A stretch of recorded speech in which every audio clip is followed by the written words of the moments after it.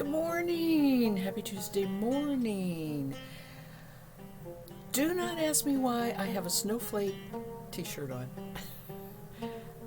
I found it in the back of my closet, not back, but far down from where I normally grab my clothes, and realized I hadn't worn it much this winter. Plus, I love the color. So, it's not because it's snowing, it's not because it's not spring. In fact, it's spring with a vengeance right now, not sunny and warm. It is rainy and warm, right? And the birds are chirping and happy, and anyway, it's spring with a vengeance. But I will be switching clothes pretty soon. I have an old farmhouse. It has very, very few closets, and we bought a big armoire type thing. Hubby keeps his shirts in. I have the one closet that's in the bedroom for my clothes, and I have to switch seasonally. And I'm just about ready to do that. So I've been working on pulling things out that go into the cedar chest when I get the summer clothes out of the cedar chest. And I found this, and I thought, I'm going to wear that today. Nothing makes me happier than to wear something I haven't seen for a while, right? It's always a nice thing. So today is Tuesday, and I called it a hi, Lex Mix. Boy, long time no see. How are you? I called it a craft day because I'm not going to spin today. Although I have some fiber show and tell first, and then I'm going to do some cross stitching. I am not going to be streaming next Thursday evening, but I'm still thinking about maybe tomorrow. So if you get a little alert that I come on tomorrow night, it's a makeup, right? It's a ahead of time stream. What you up to, Lex Mix? I bet you're working. You're probably working.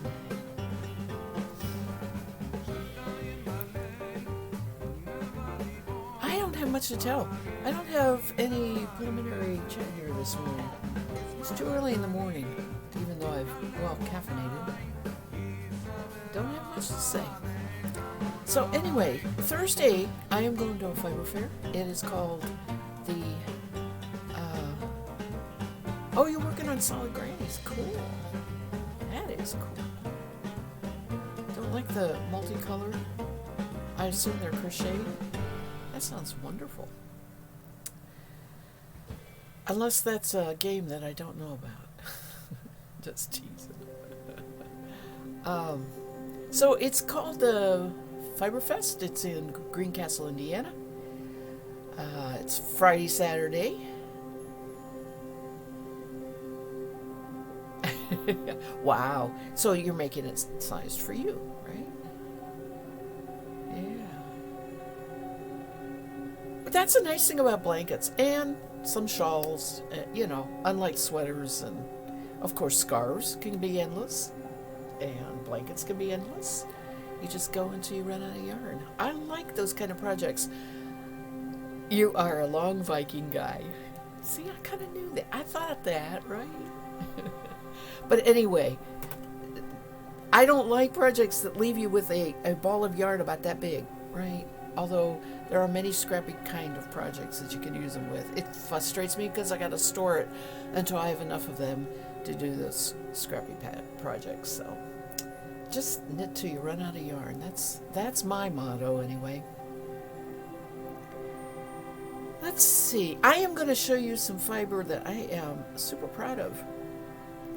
As soon as I find the right thing to click on here. This camera is like sitting right on top of this box. Ignore this down here. That's not. These are bats. These I did with my big drum carder. So a drum carder has cloth around it that has great big teeth, and then that's the big drum, and these come off of the big drum. The little drum is sitting alongside of it, and the fiber basically runs between the two drums, big and little, and creates these brushed bats that you spin from. It's called roving, or it is not top because it is all mixed together. Everything goes into the bat. You don't get nice, smooth yarn out of it because, like I said, you get the lumps and bumps in the bat along with everything, as opposed to when you comb a top, you get everything pulled out by the teeth of the combs. Different type of processing produces a different type of yarn. This produces a very lofty, usually higher than worsted to bulky type yarn, and it is one of the quickest and best ways to process and spin when you buy a fleece, an entire fleece. So I did that a couple years ago. I bought an entire fleece, and I have been in the process of getting it ready to spin, and I'm at the final point now. This fleece was a Rambouillet. It was a ram, and his name was Bullwinkle, which I always loved. And Bullwinkle had a humongous fleece, being a ram. I don't really have an exact weight. I do know it, I just don't know it off the top of my head. And so when I got it, first thing I did was take out anything I didn't want to keep. The poopy bits, short bits, whatever, didn't look like, it had too much vegetable matter tangled in it. Threw that away. Then I picked it open, which means pulling the fleece apart, and washed it. And I washed it in my kitchen sink. It took many, many batches, and I put them on a nylon thing to dry that hangs up on my shower rod. And that, took a long time. And so I had many batches to wash, and then after it was washed, I had to re-pick it open again. Because when you wash a fleece, it gets all clumpy. It's not felted, but you have to pull it apart so that the teeth of the drum carder or the comb can do what they're supposed to do. So all of this had to be done before I even got to this point. That's why it's been a couple years. And I am now to the point where I have 3 bags of this fleece, and this is all of one bag. And I have 9 of these bats. I'm going to weigh one right now, and we're going to kind of estimate how much I'm going to get. Hobby Unicorn, free yarn, and it's dangerous for us knitters and crocheters who love color shifts in blue and yellow. Uh-oh. Free yarn? Is it a buy one, get one free or something? Free yarn? Are you serious? Hey, live dangerously. Go for it. Free is a good thing. All right. Oh, my scale is way over here. Hang on. Here's my scale. I gotta change my camera now. We're gonna do close work here. Sorry about the glare. Maybe I can put a...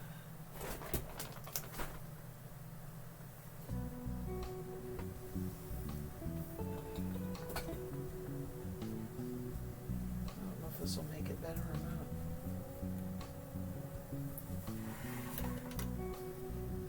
Makes it a little better.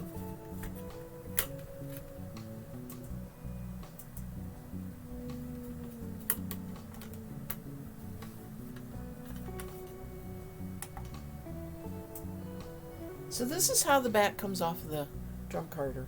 It opens up like this. Oh, it's called free. Well, that's misleading. So that's a bat, okay? And when you spin it, you actually pull this bit right here and in a strip and spin from that. But I'm not going to do that right now until I'm ready to spin. And to store it, and you cannot store this long. The longer you store it, the smooshed down it gets, and it doesn't become very spinnable.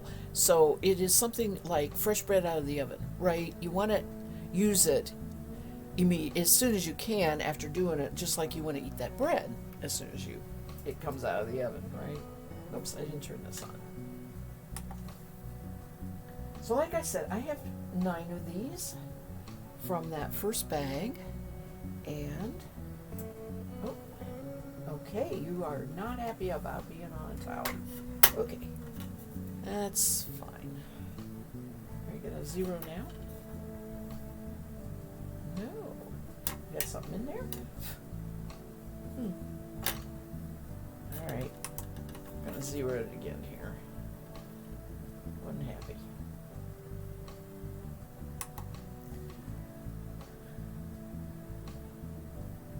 Oh, I'm sorry. I have the link. I was having a lot of trouble with spammers.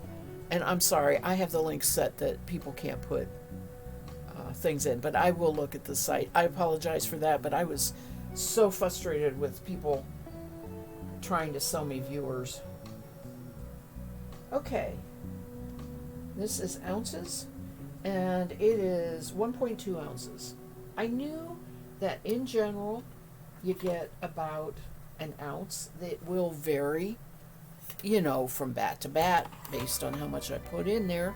But if we just say an average of 1 ounce for the bat, and then I'm getting 9 ounces to the bag, just in general, I'm going to get 27 ounces, which doesn't sound like a lot, except that it is just a little under.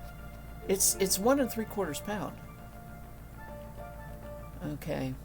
Now, that still doesn't sound like a whole lot, but if you visualize your yarn in your 4-ounce skeins, that you buy at the store or whatever, you're looking at about 5 of those, which is a lot of yarn when I get this all processed.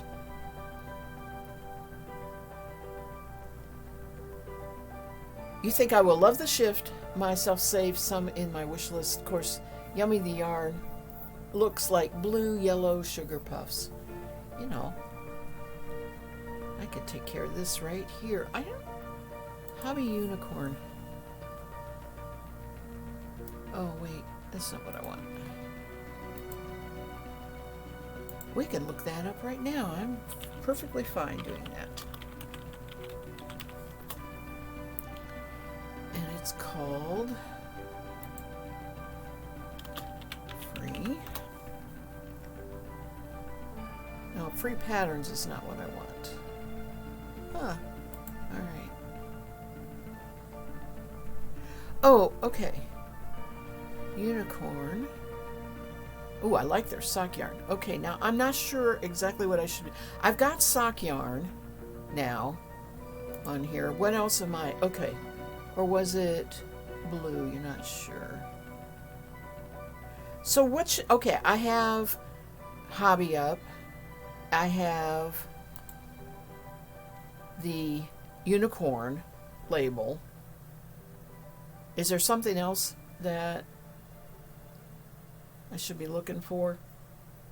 I got Unicorn, there, sock yarn, and I've got sock yarn. So what are you looking at here?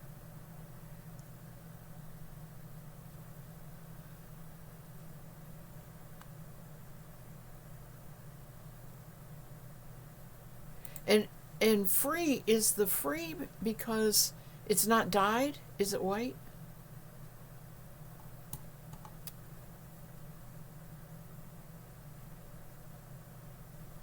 Yarn. Here we go. No, I don't need help. I don't want to talk to a person. Okay. Color changing yarn. How about that? Ah, there we go.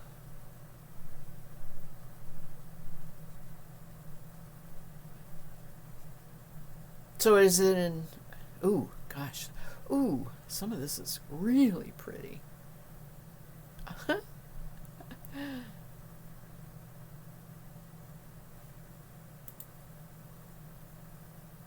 Yeah. Oh my goodness.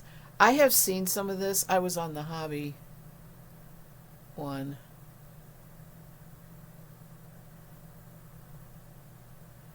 I like the butterfly. But there's... ooh.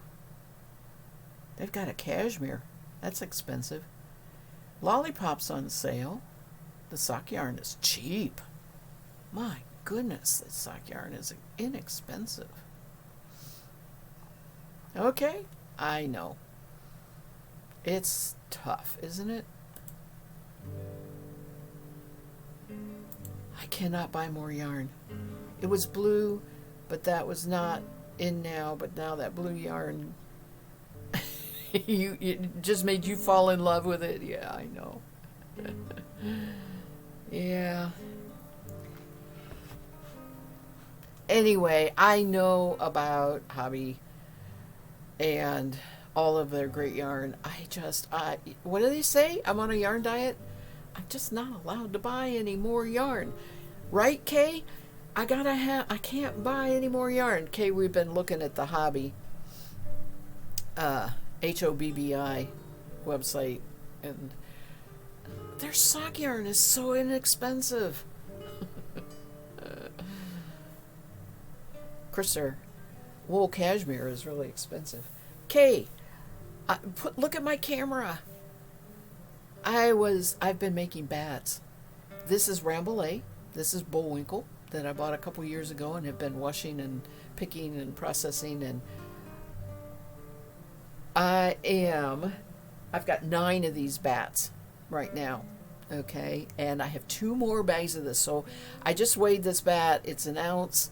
And I am ready to expect just a little under 2 pounds of these bats to spin. I currently am going to have to spin it on the Roberta, and I have not decided what I'm going to do. I'm going to just continue making bats, but I can't hold these bats very long. If you try and store bats, they deflate, right? They don't spin as well, so I don't want to hold them too long. Yes, I know. It's soft, but it's going to be rustic.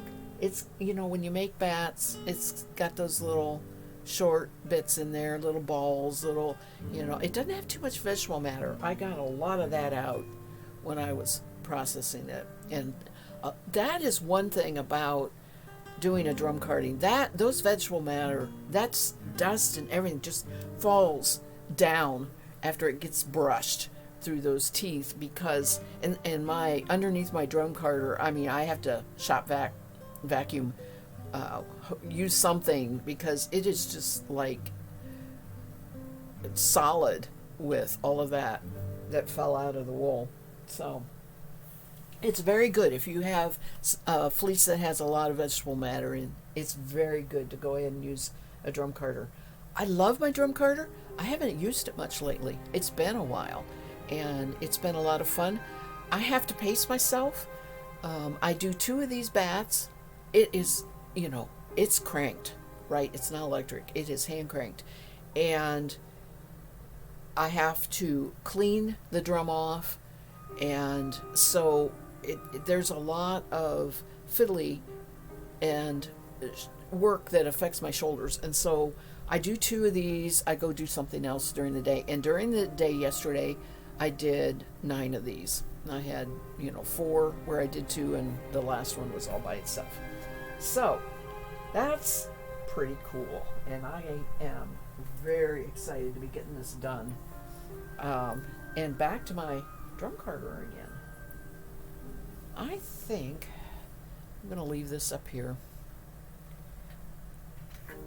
Yep, I'm going to make a wish list too, I think, on a hobby.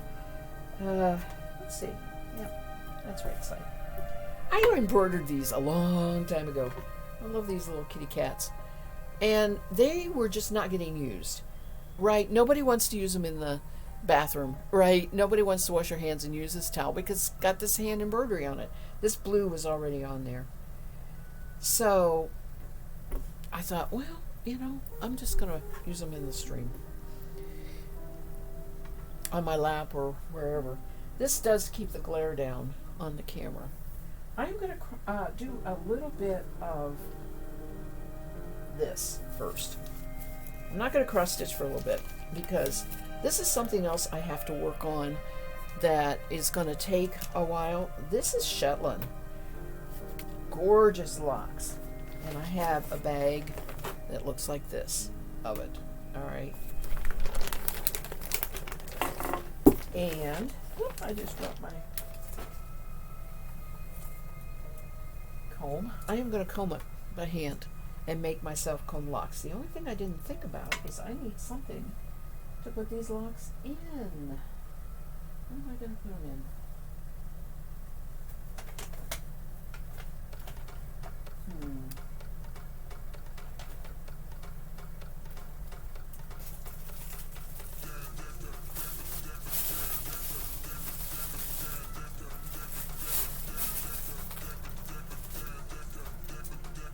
Big bags in here.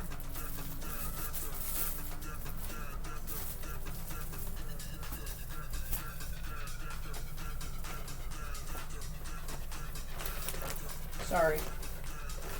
Digging in there. By the way, this is what it looked like. This is not the natural color. This is dyed.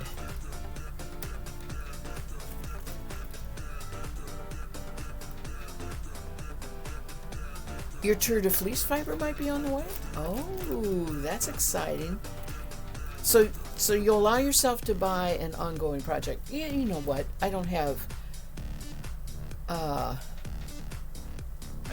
ongoing projects in the sense that I don't knit for anybody else, right? I mean, of course, I did the Sock Madness sock. That might count as an ongoing project. LexMix says you're currently using your walk-in closet to have your yarns high up on the shelves, but I think I need to get things done.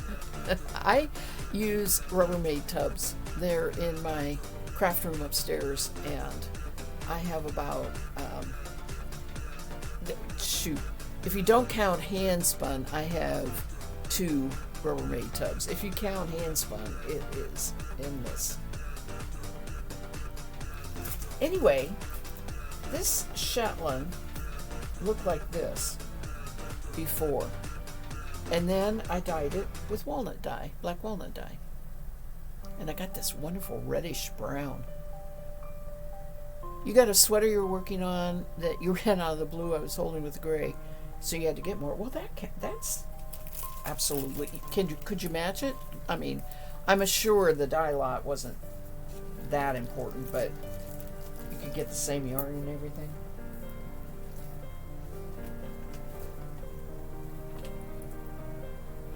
So after you take your locks and keep them as intact as possible, but do dye it, it looks like this. You can see they're stuck together. They're not folded or anything, but what you have to do is pull the individual lock out and then just run a comb through it. There's a lot of waste when you comb locks like this, but it is 100% everything gets spun when you spin them. So there's no waste after the combing. LexMix, but thinking getting those plastic things from IKEA to have some of the yarns safe from those fiber-eating bugs. Yes. I'm a mothball believer. I do not put it with the yarn. I also don't close it up.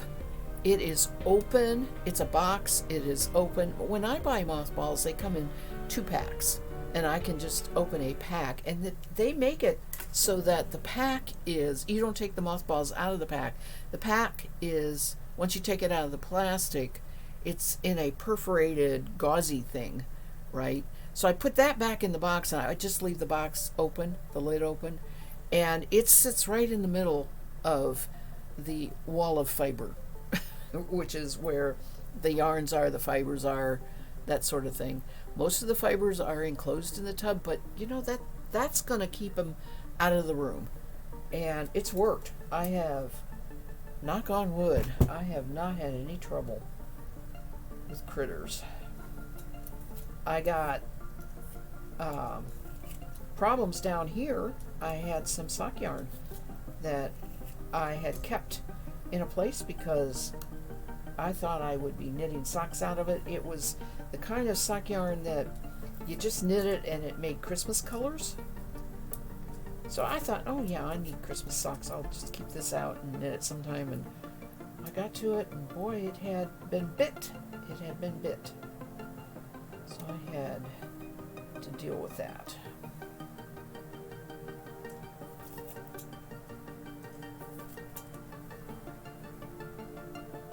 I love doing this. This is mindless. It's relaxing. It's rewarding. It's tactile.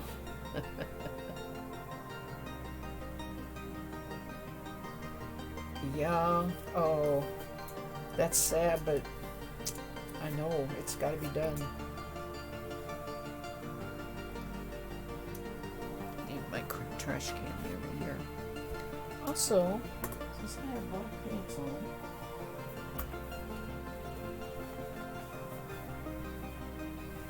I am gonna. This is the other towel that I did that matches that. Isn't that cute? I love that. Did those long time ago. Long time ago. In fact, this one needs washed. Now, I don't throw all of the non-lock stuff away. I will probably end up drum carding a bat or two worth out of this. Some of the stuff that's holding it together is not really combable, right? This right here will just get drum carded. Like that.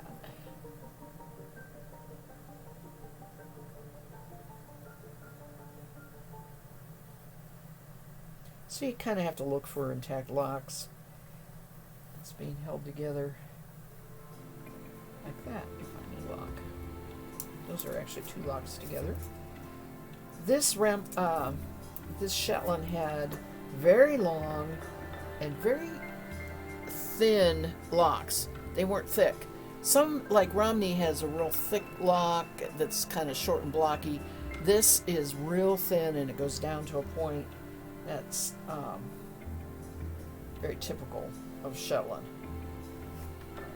Like, see, that's all one lock. That is so long. I love Shetland. It's not a real super soft. I don't always call it next to the skin. Excuse me.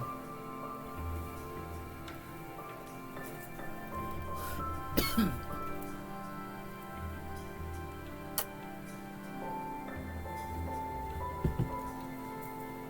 must have inhaled some dust. I shouldn't. That's, that's like talking and eating. Processing fiber and talking might not go together well.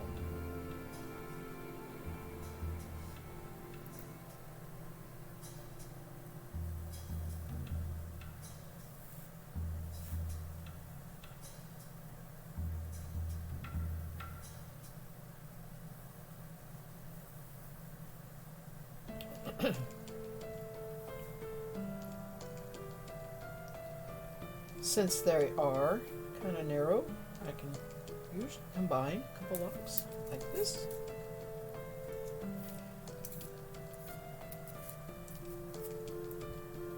This has the potential of spinning super thin.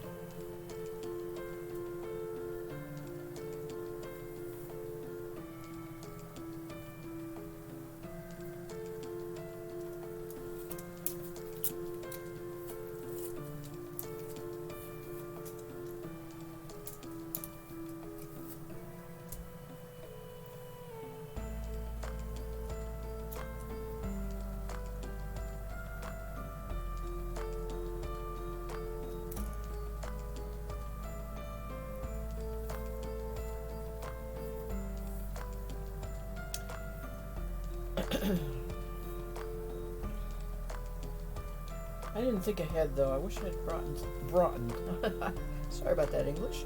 I wish I had brought something to put these in. As it is, I'm just going to have to lay them on the bed beside me here. Nothing will disturb them, though, so it'll be alright. Also, this is... I can't do a whole bunch of this at one time, so there's not going to be a whole lot. I'll just do this for a little bit. Then I'll get the cross stitching out.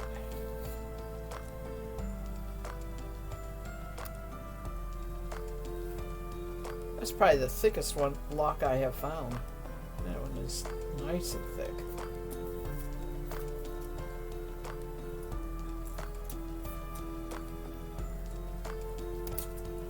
when I comb the two ends like this, you notice I don't go back into the middle completely. There is a band right there. You should be able to see right there that's kind of holding the lock together. It will not affect how it spins, but that's the way they store best, so that you have that little bit of compacting there in the middle to hold the lock together. Just something I figured out over the years.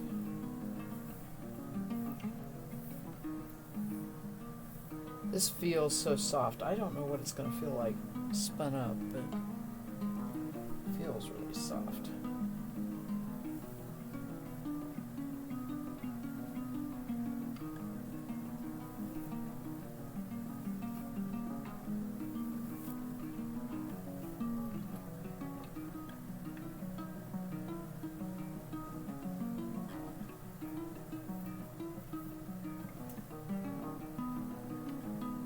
I don't know if I'm staying in the camera or not. Sorry about that. Not really watching myself here.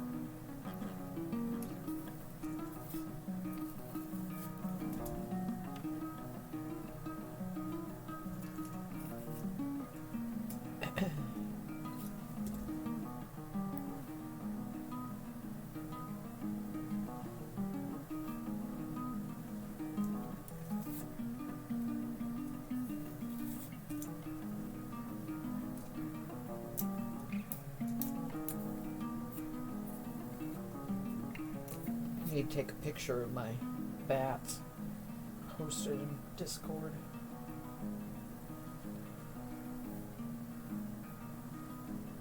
Ooh, it's a shortcut. So is that.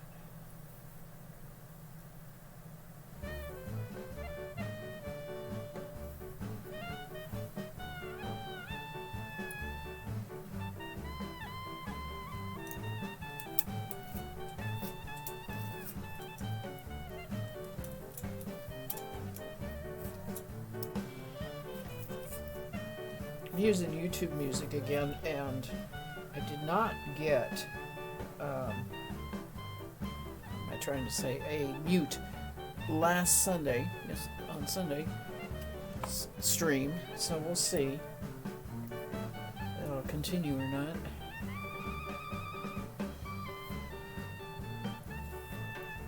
This one's real short. Do I want to keep this one? I think I'll.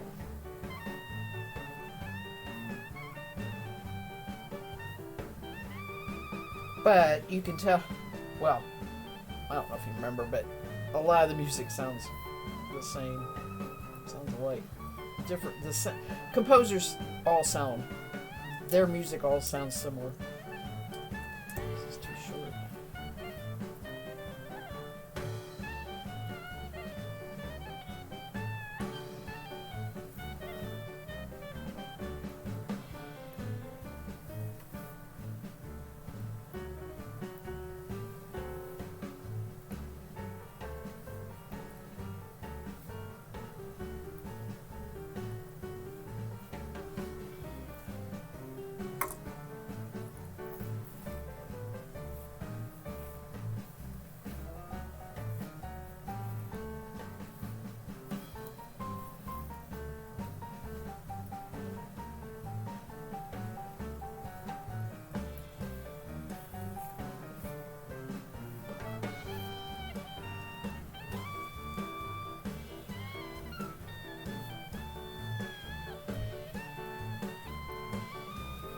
I'm working on just pulling out locks right now.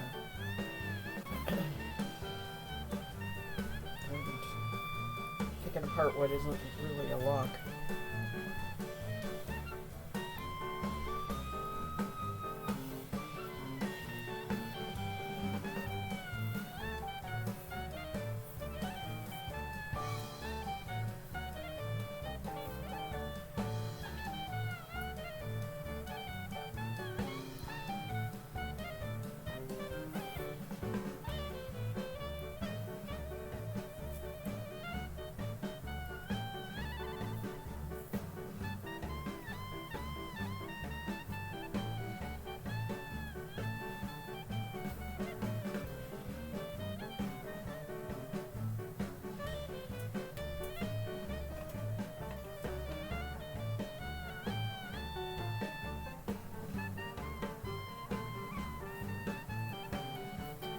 this is what I call a royal mess.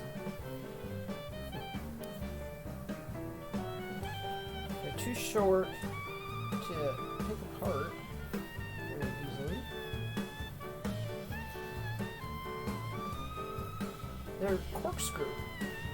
They're little short corkscrew. You get these. The lock is different on a sheep.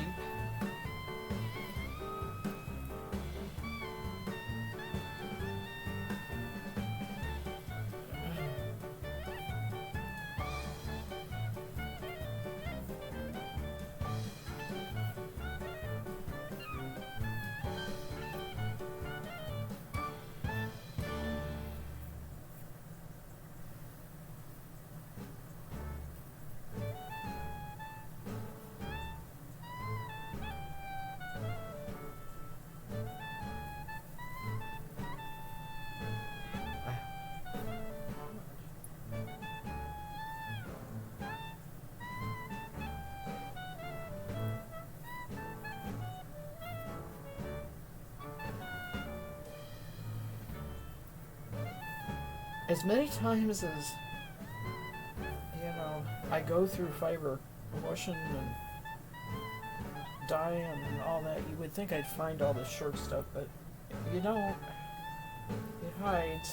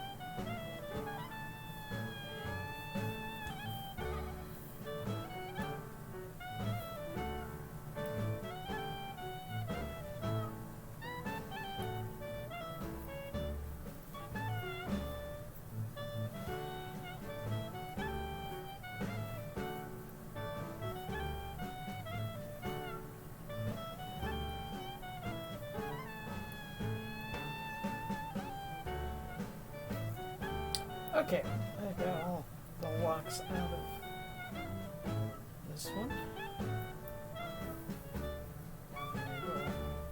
We'll comb those.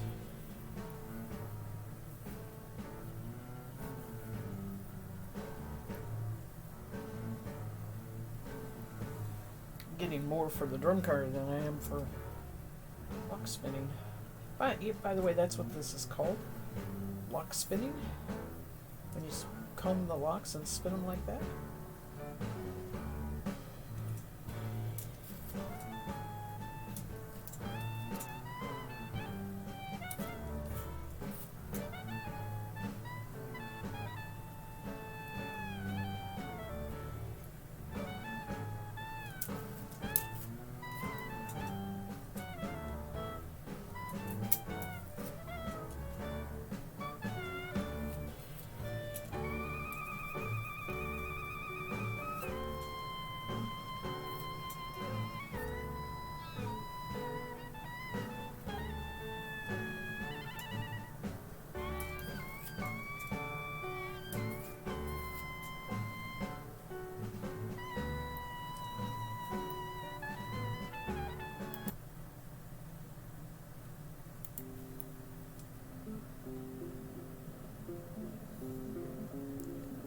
That's a good idea. Take old cotton. Yeah, cut it in ribbons. Very thrifty.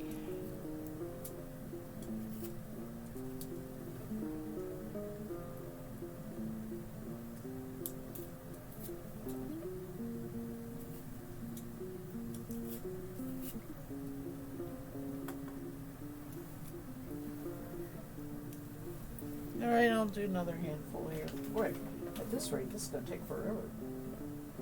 Maybe it'll get better.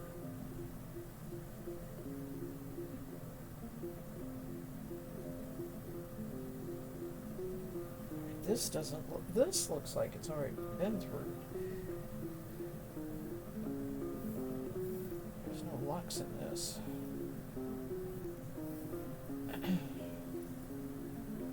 This looks like drum carder.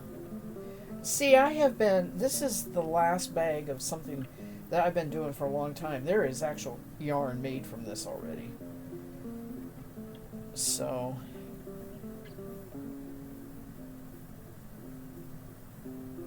yeah, this has already been picked and set aside.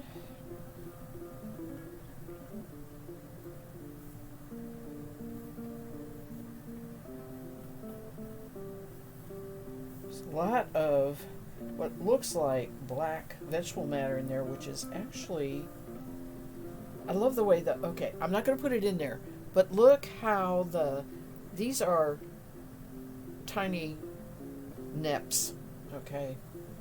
Look how they took the dye. Isn't that interesting? See? These are like little tiny tips of a lock or something.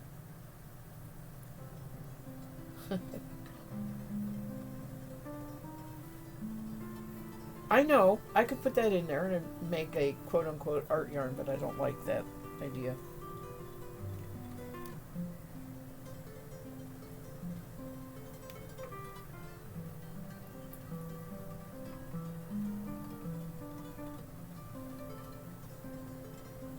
Although, you know, I have a bag, I'm not going to throw it out.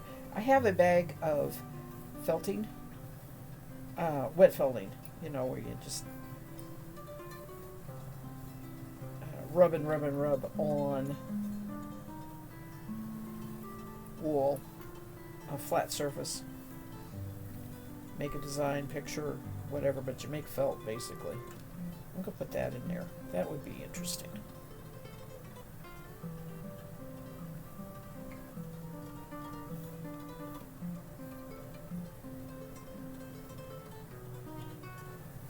So now I have 3 piles.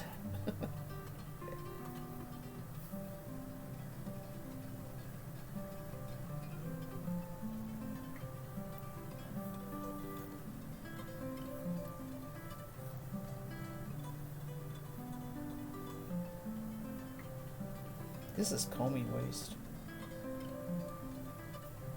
How did that get in the bag of locks that needed combed?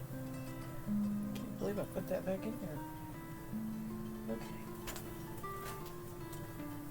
There we go. Here's more locks.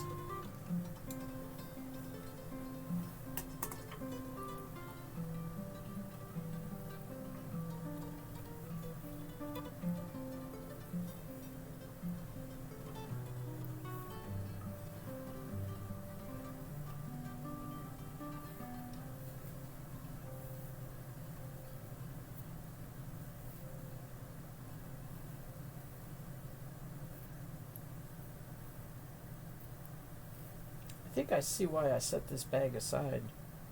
It's kind of not nice to work with here. Kind of frustrating.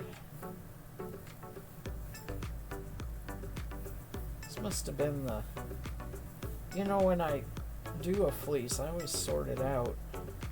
Prime goes into, I'm sure this is the end of the road here. All the stuff that wasn't very nice. Hi, Veggie.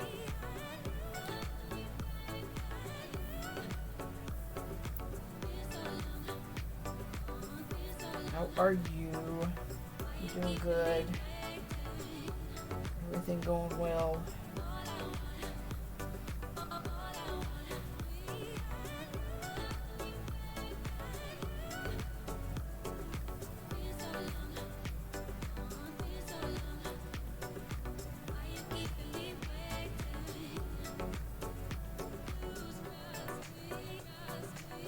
Okay, I'm not getting any locks out of this. I have a feeling this might have been,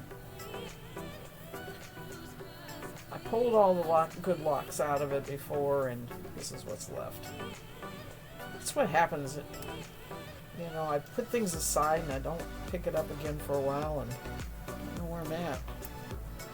I'm doing good, thank you.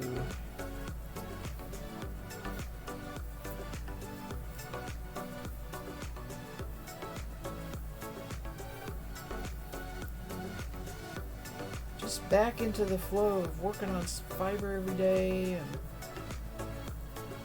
waiting for the rain to quit. Because that's all it's doing. Rain, rain, rain.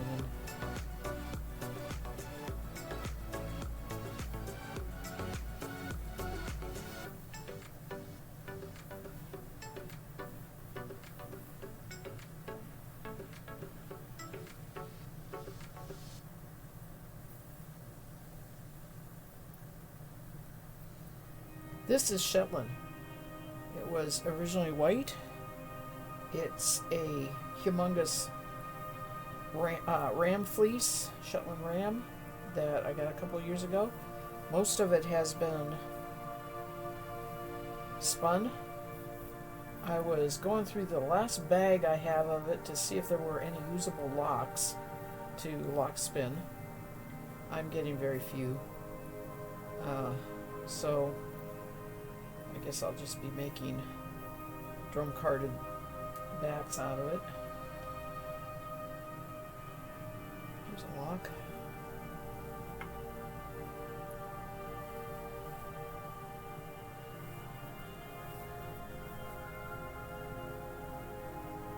This is, like I was just saying, the end of the road.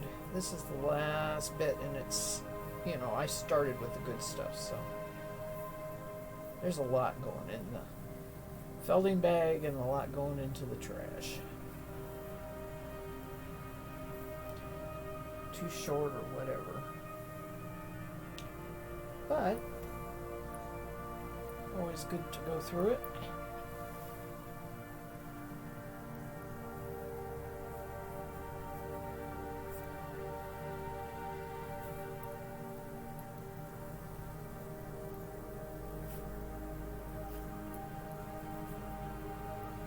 Nice long locks. Look at that.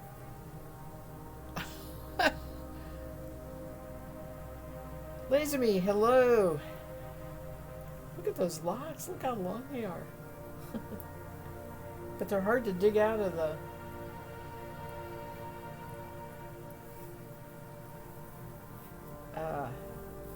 They wrapped around themselves so bad that it's kind of hard to dig out of the fiber.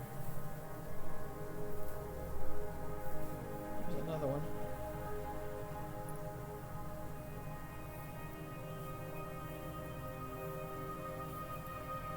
Everybody's up and busy and watching, and glad you're all here. Nice to have people to talk to while I'm working. I need to stop doing this. I will stop at an hour. I'm not going to do them anymore after this. I'm not going to get off stream. I'm going to cross stitch.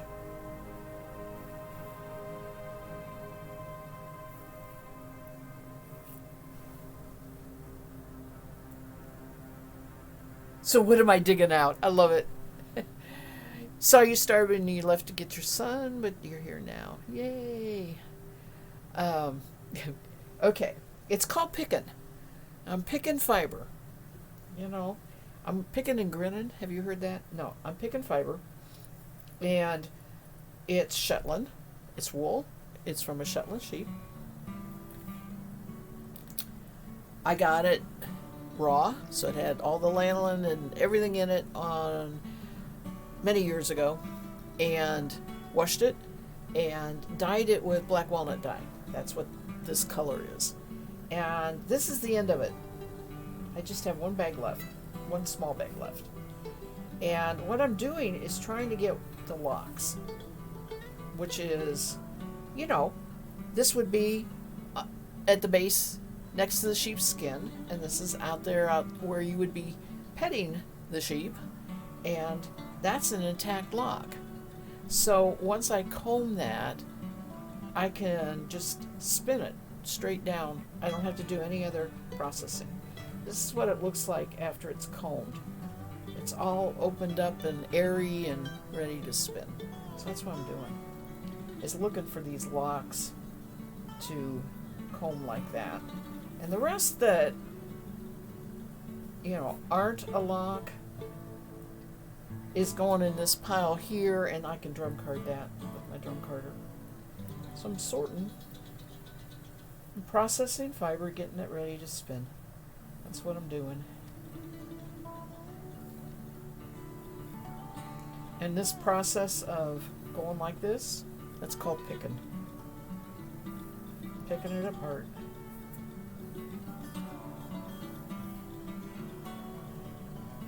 You'll hear me talk now and again about sitting on the porch picking a fiber, because I love doing that. Summertime, good weather, is when I tend to do it. Of course, that's because a lot, especially if it's a brand new fleece and there's a lot of vegetable matter in it, which is hay and stuff they pick up out in the field, will fall out on the ground. You can already see how much is falling out. It looks dark there. That's from the dye, actually, because the tips dyed black.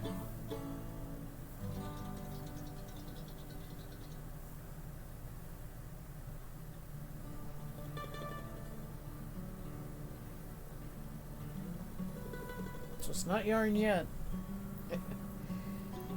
It's not yarn yet. Sounds like a battle cry.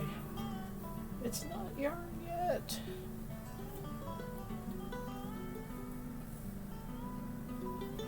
That'd be a cute name for a blog.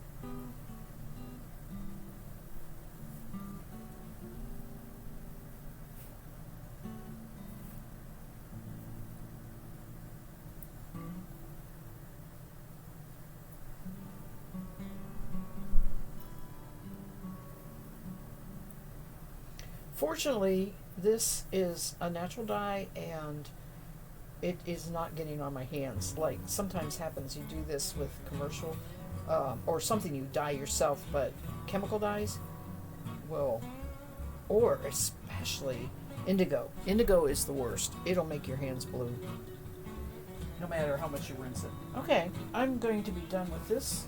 I'm not going to pull out anymore, but I will comb this. These few locks here. It's a dog comb. That's all it is. Wow. Good luck. Okay, Zombie. Hopefully you love the 6.0. I'm sure that you will. I think everybody has so far. And everybody's buying it to ply on. Of course, I totally understand that because I only ever ply on my Roberta, which is electric, right? So I totally get it.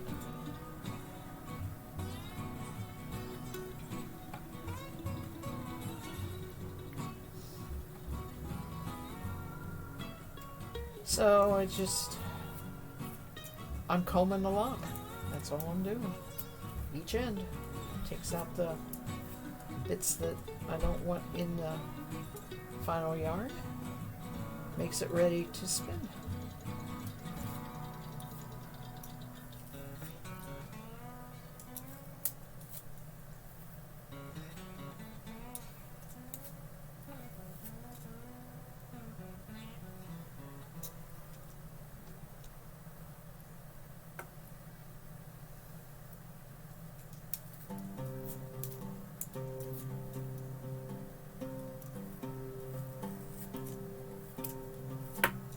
Oh, well, that was a fail. Oh well. Let's see if we can open that up. It's too short to spin.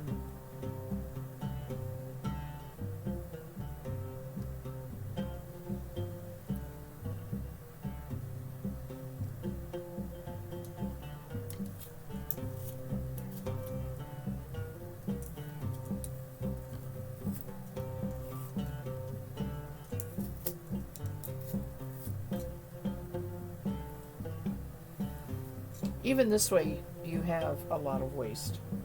You know, I said combing always. And there is no difference. Last little teaching bit, there is no difference between the single you get spinning from a lock and the single you get from spinning from top. You might be able to get a little bit thinner single spinning from the lock. There's less fiber going into the drafting zone, and sometimes that's a problem with top being compacted and everything. But technically, it is a worsted yarn no matter how you spin it, lock or from top. Okay. Still have a lot in here. My goodness. Can't see, but I got all of that right there. So it's going to take some time. Just not going to take the time to do it right now. I'm going to take these outside and shake them. And, man, I'm running out of place to put stuff.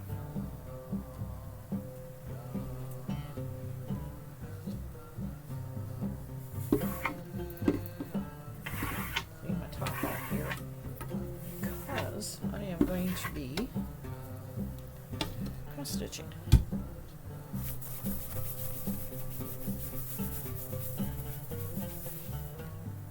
Yeah.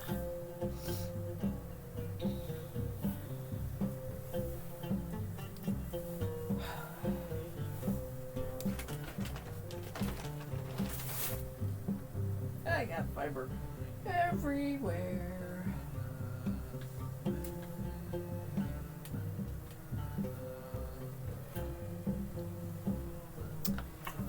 Been a long time since I've cross stitched on the string. Not supposed to show the pattern, but it's a chart and it's a snowman, so I won't show that anymore. But oh, there's the finished product. That's what it's going to look like. Except it's going to look more. It's going to look like this one here. And I'm not using cloth. I'm using perforated paper. I love cross stitching on perforated paper because do I have this? Get this like that. Okay. It's solid. You don't have to have a frame. See? You don't have to put frame on. So I have this bottom down here with has a lot going on. That's the broom, and there's a dog here that I'm starting, but it also is framed in this red frame, and I stopped at the red frame ending. So I am going to continue that. That is not a mistake. His hat is up there. And the only bad part with using the black is when I use his hat is black and white. When it's going to be okay. I will still use the black thread. It's just not going to be seen as well as the white. So I need to find my needle. That's where that went.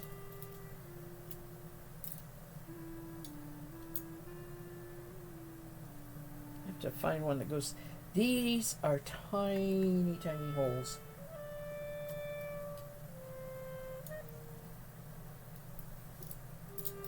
So, and I have both crewel and cross stitch needles in here. That one's too big. This is probably fine, but it's awfully thin. That'll work.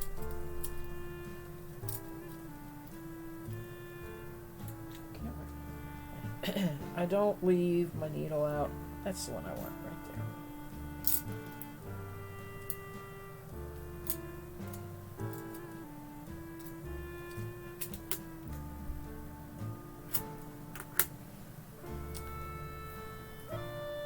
Now, to remember I'm using 2 strands. Okay, 2 strands.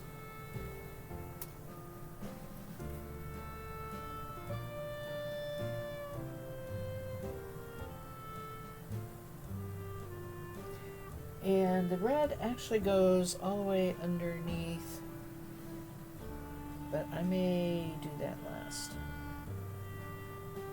I wanted to put the border in so that I could use it as a reference point for the rest of it.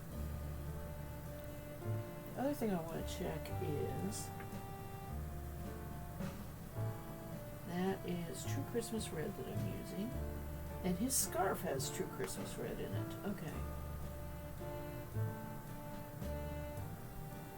Some of it. Yeah. I tend to go, instead of trying to fill in, hi Frolic, long time no drop in. Welcome, nice to see you.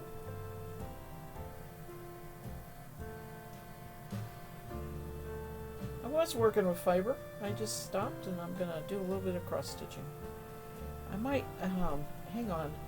I need to plug my light in.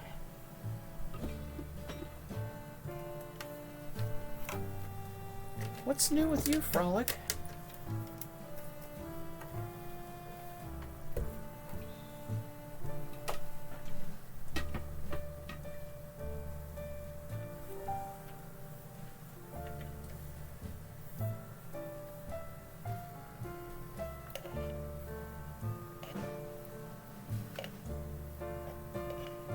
Too much to do and not enough time. Oh, huh. I know exactly what you're talking about.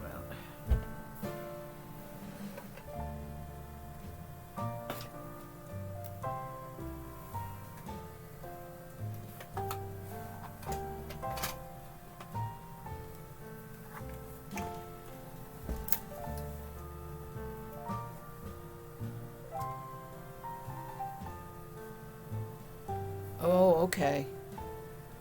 Yeah, that's true. This is the week.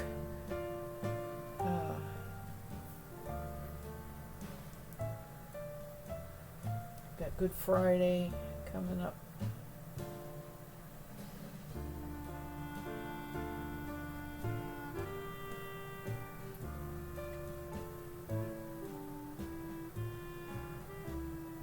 I'm trying to decide whether to cut this off of the, I think I will, now that I know my dimensions. Oh wait, I have to allow enough for the hat.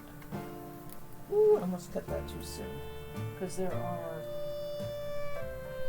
1, 2, just 2 more rows above. I think I have enough left there. Okay. I'll cut it off even.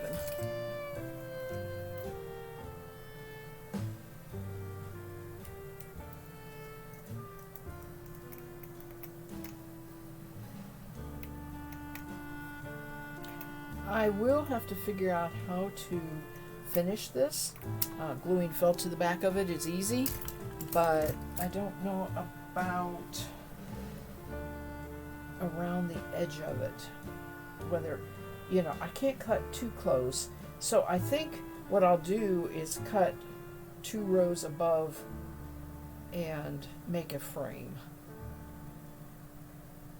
And the frame is going to go by this, which is 1, 2, 3, basically 3 rows.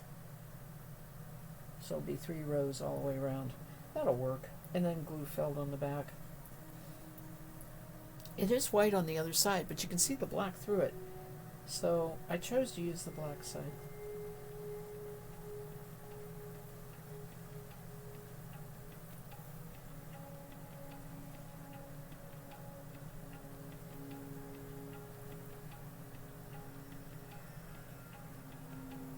Figure out which way I'm doing my crosses.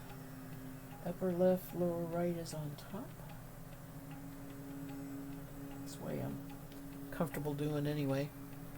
Let me put this down a little bit. Hold on to it while I do that. So,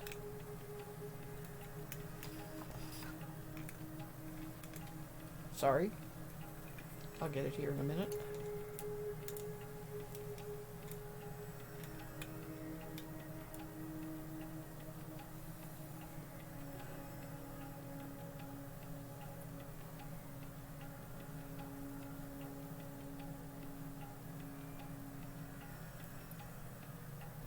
Okay, I don't know whether people who watch streams like watching cross stitching or not. To me, it's a bit like watching paint dry.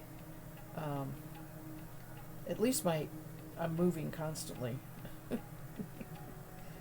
There is motion.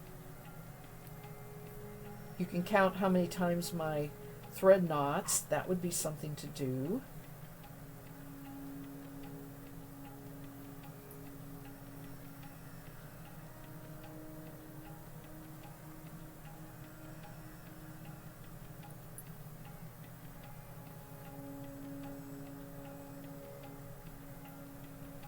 I love the end results of cross stitching, like I was showing you on those towels and stuff. I just think it's amazingly beautiful, and of course the more complicated it is, the better as far as what it looks like. But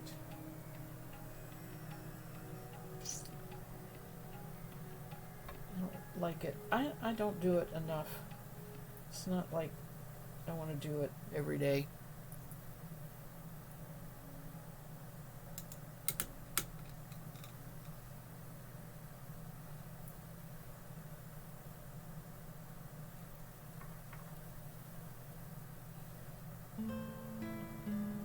When the thread starts to knot, I will let go of the needle and let it unspin. I just hold the project part and let the needle. Yes, I gotcha. It is. I just did that. You are very correct about that. It really gets a twist to it. It also, I'm on the edge here that has a rough edge, and it catches it.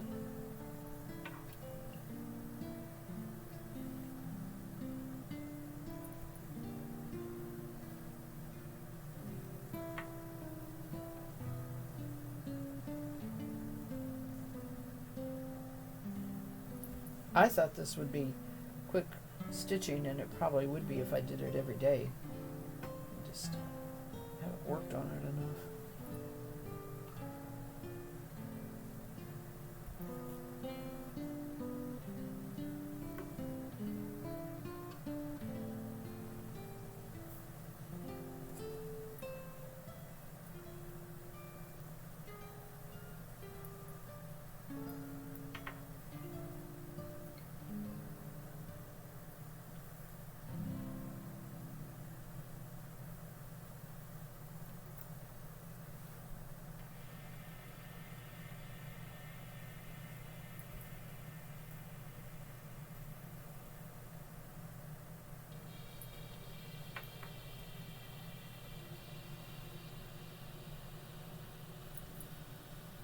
I don't free associate and talk as much either when I'm cross stitching.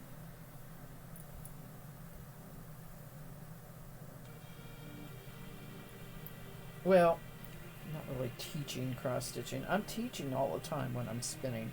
It's a habit. I can't get out of it.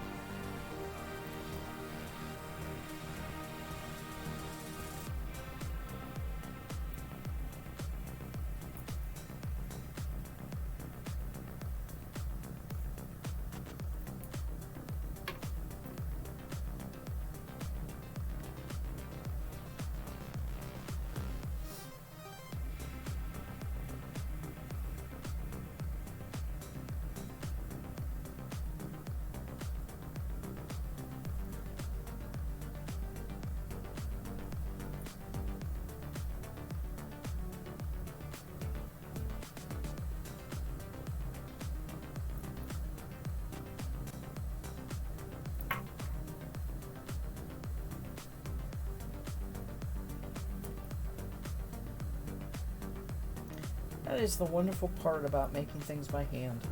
There is never a shortage of things to do that, can be enjoyable. You either like or you don't like, but there's so much that can be done.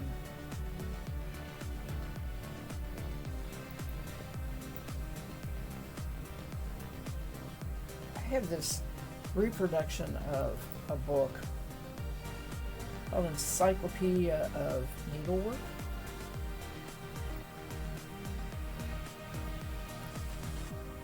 It was from like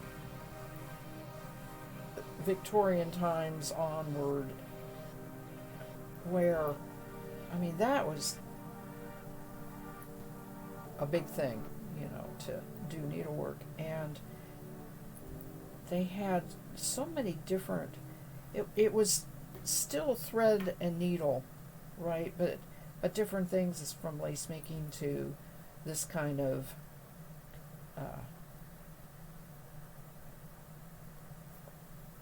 cross stitching to crewel work, and they had different names for everything. There's a whole big thick book of it.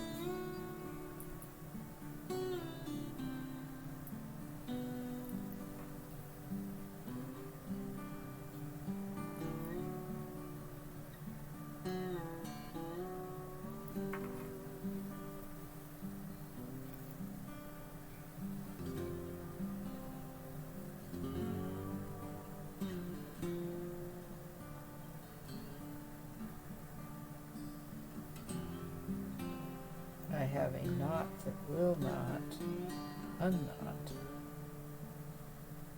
and that's not good. It is on the wrong side. I wonder if I can get it. I cannot get it through. Oh dear. Alas. This is not good.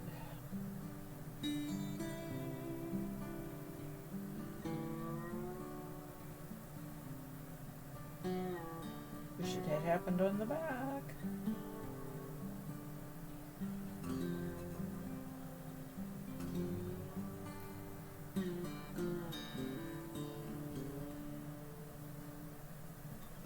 Got it. Yay.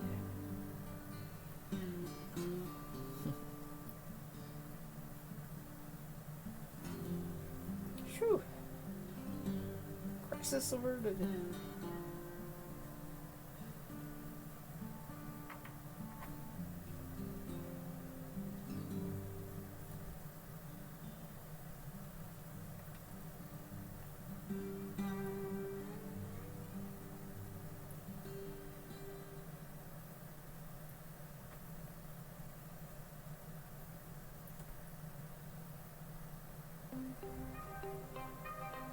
I'm as slow cross stitcher as I am knitter.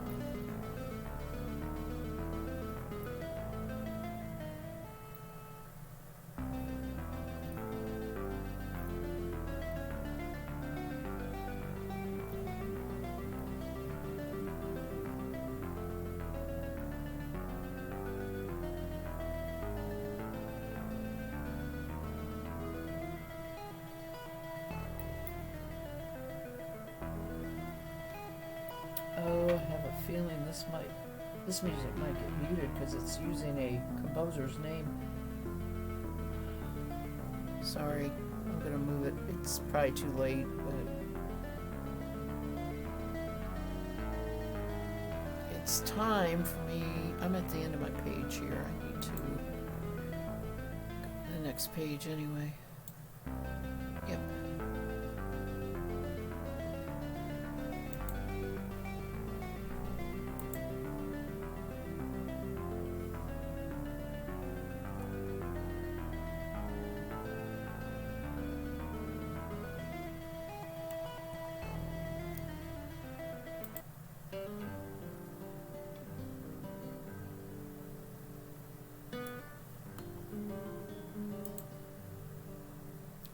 There we go, I think.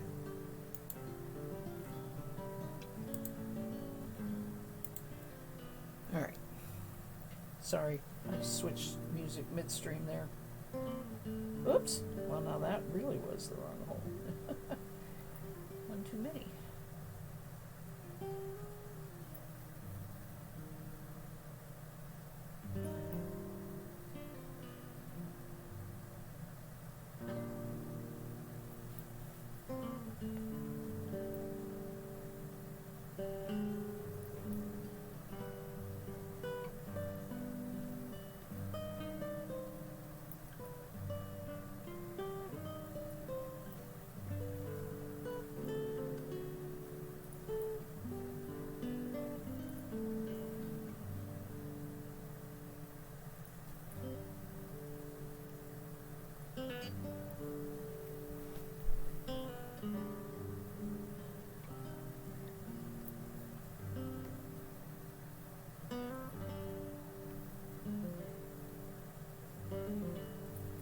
I'm just sitting here thinking about podcasts I used to listen to all the time. Of course, I hardly ever listen to podcasts anymore. There was an English teacher that used to do serialize readings from the free source of classics. Trying to think of what her name was. That was always enjoyable. Until Craft by.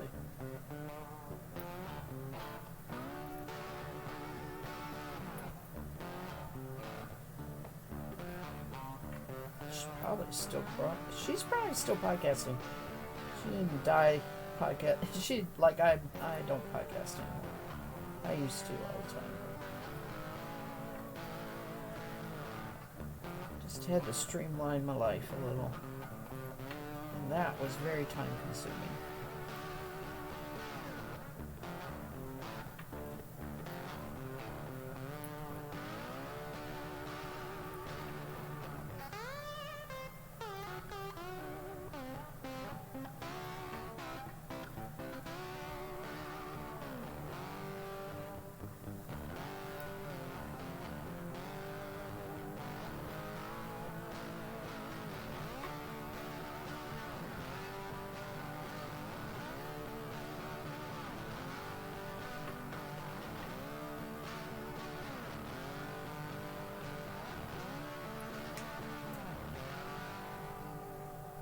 Oh good, I was coming down next to the bottom row here and I was one row off and I thought, oh man, how did I get one row off? Well, that's because there is a row of another color between the red and the maroon, which is this yellow. I don't know why I didn't do that color.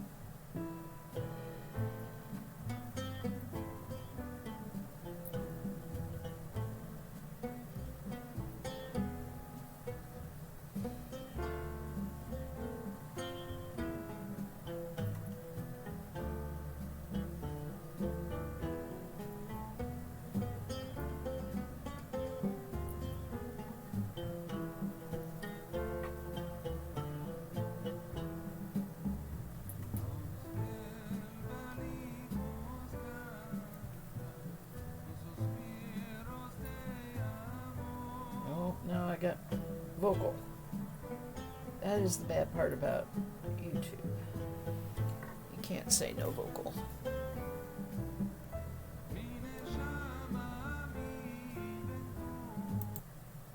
I'm being picky today.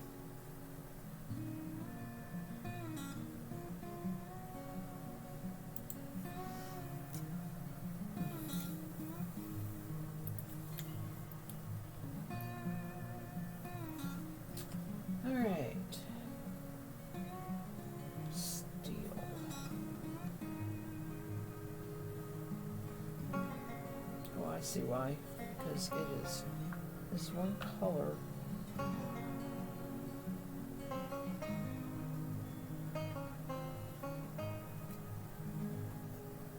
Right here, so I need to match this color.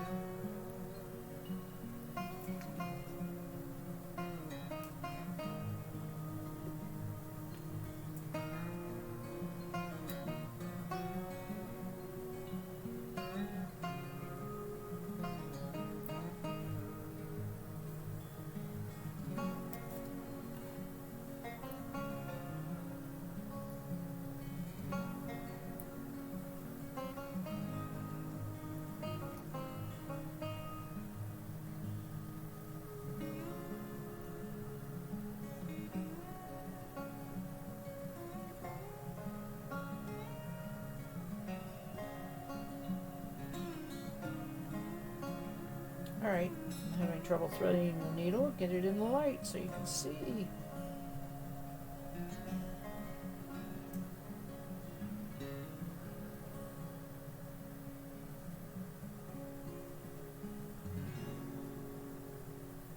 I do have a very, very tiny eye here so that it slides through the small squares of the perforated paper. There we go. Have you ever used needle threaders? I can't figure out how to use them, really. I mean, it sounds silly, but I never bothered to try and learn how to use one.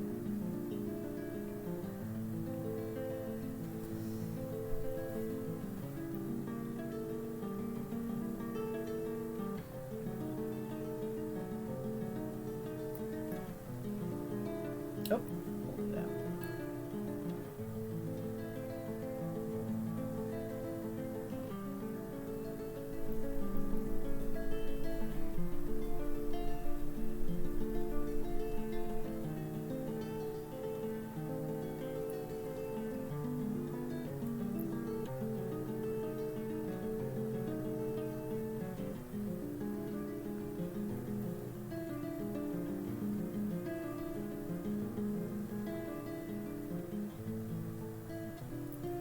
Now, the one nice thing about working on fabric with a round frame is it does keep all these strands of different colors underneath, right? It's hard for it to come back up over like it is with this. Okay, so I am going up, got to count, 11, 12, 13, 14, 15.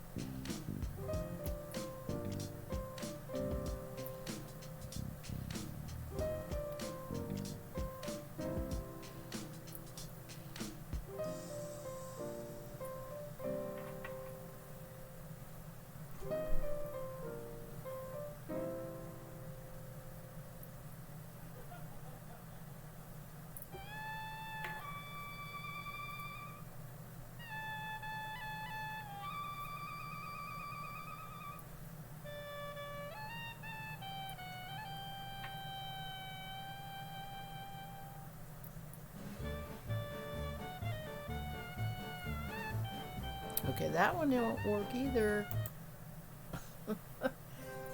Oh, this one, okay, this is gonna be full of, that's alright. I lost count here now. I think this is 12.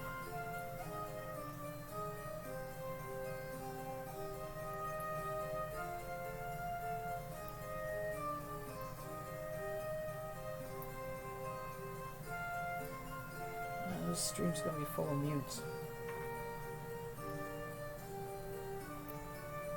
13.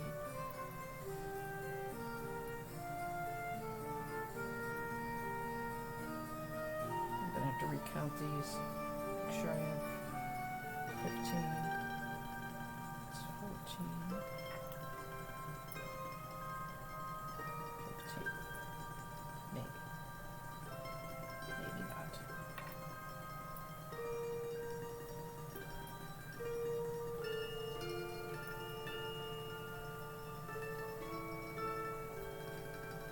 Two, 4, 6, 8, 10, 12. No, that says 14. Oh, I counted 1, 2, 4, 6, 8, 10, 12, 14, 15. Yeah.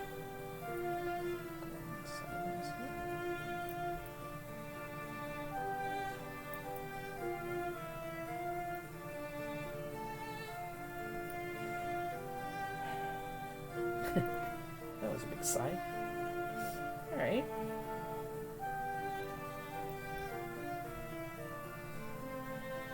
I'm not going to go any further up. Like I said, if I start doing that, I tend to get off. I like going straight across. So, take a break, get a drink.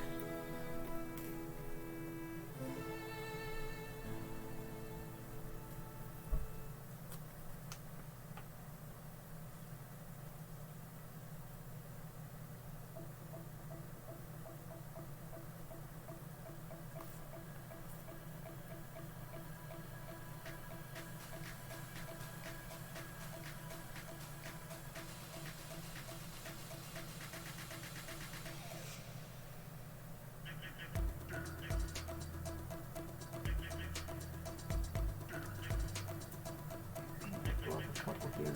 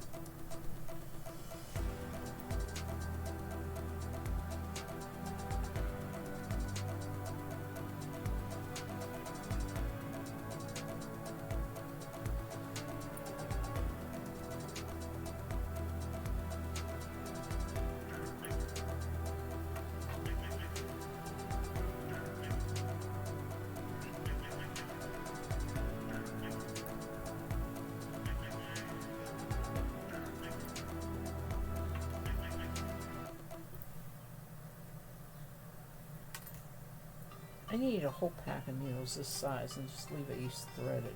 I don't think I'm going anywhere place I can get that.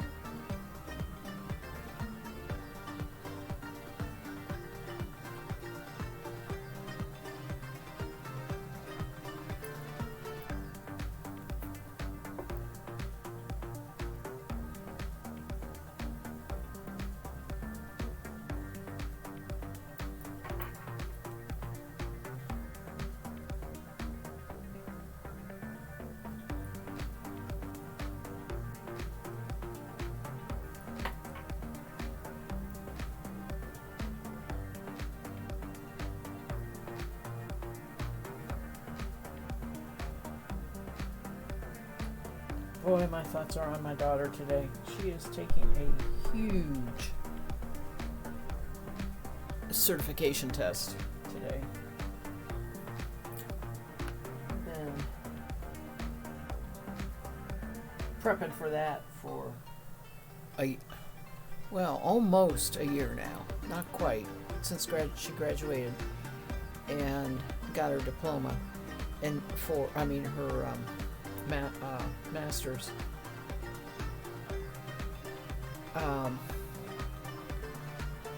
But this is so she can practice, as a social worker. No, that's not right. That's not the right term. Counselor. Is a counselor. It's a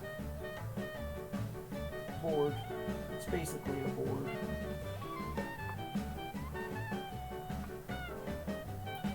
My thoughts are with her today.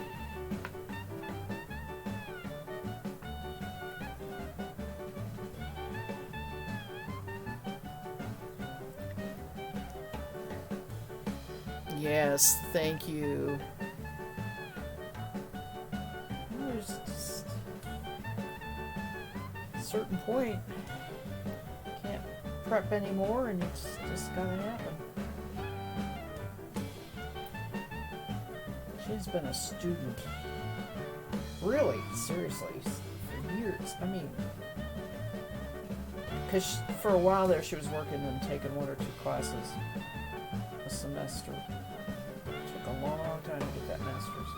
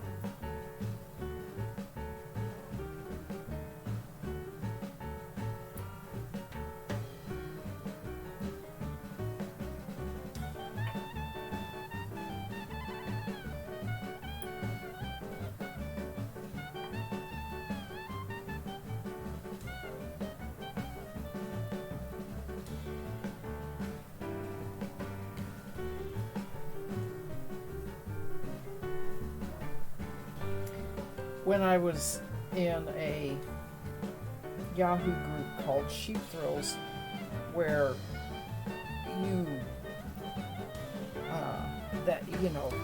you'd go in every day and see everybody posting, and big conversations occurred and all that, and problems would always come up, or worries, or these kind of things where, I'm taking this big test or whatever, and you wanted to send them the good vibes, right? We always say waving our needles or whatever. The concept being like, I'm knitting, I'm thinking of you as I knit, I'm waving my needles for you, That was how we would pass on the good vibes in that group. 3, 4, 5. 6. Yep, one more.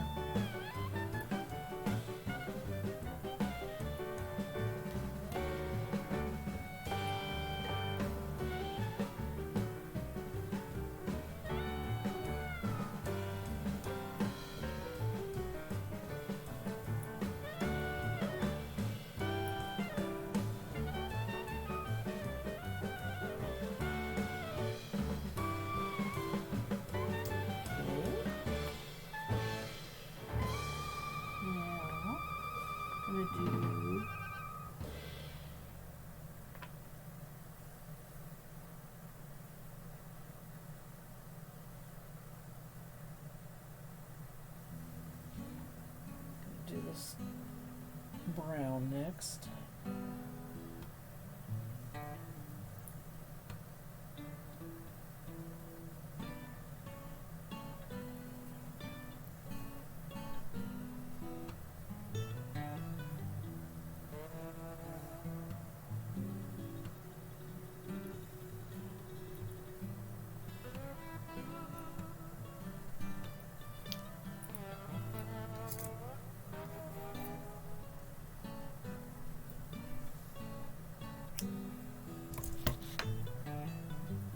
Hello, Nematode. How are you? Cute little icons.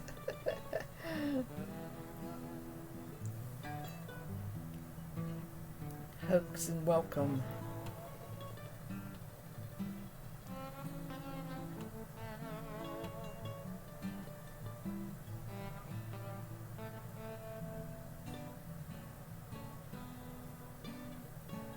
I'm trying to thread a needle. Got some dinner in the oven. Yum. I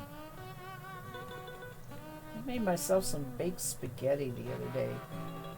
You know, that was how I grew up eating spaghetti. You mixed it all together, you put it in a casserole, and you put it in the oven. Sometimes you put cheese on top, most of the time not. It was all, bubbly and good. It was all mixed together, and you got a dish full of that. Then I got to be an adult, interacting with other adults, in particular husbands, and they didn't make spaghetti the same way. So I haven't, I don't make baked spaghetti anymore. Except that, I got a taste for it, and I made baked spaghetti for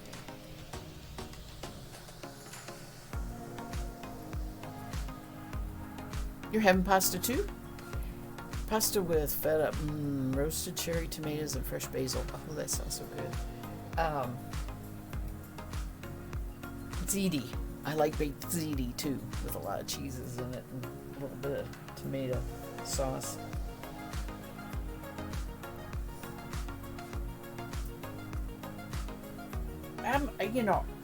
I'm okay with mac and cheese, and I always make mac and cheese when I know my grandson's going to be attending a meal here, but it's not a staple for me.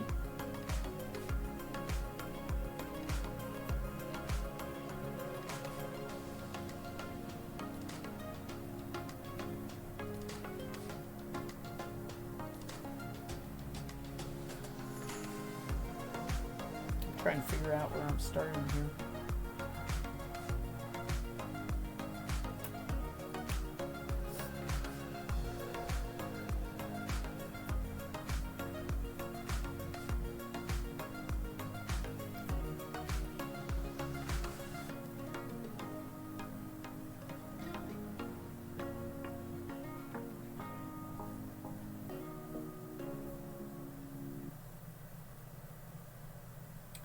Oh, I went the wrong way.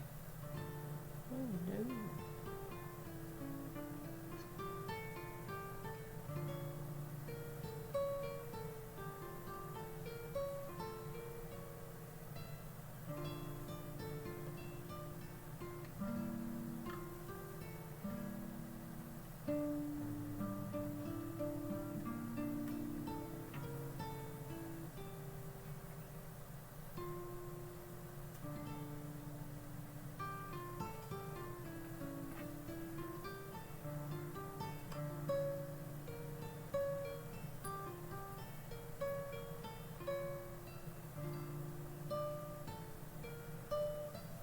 You don't do mac and cheese either?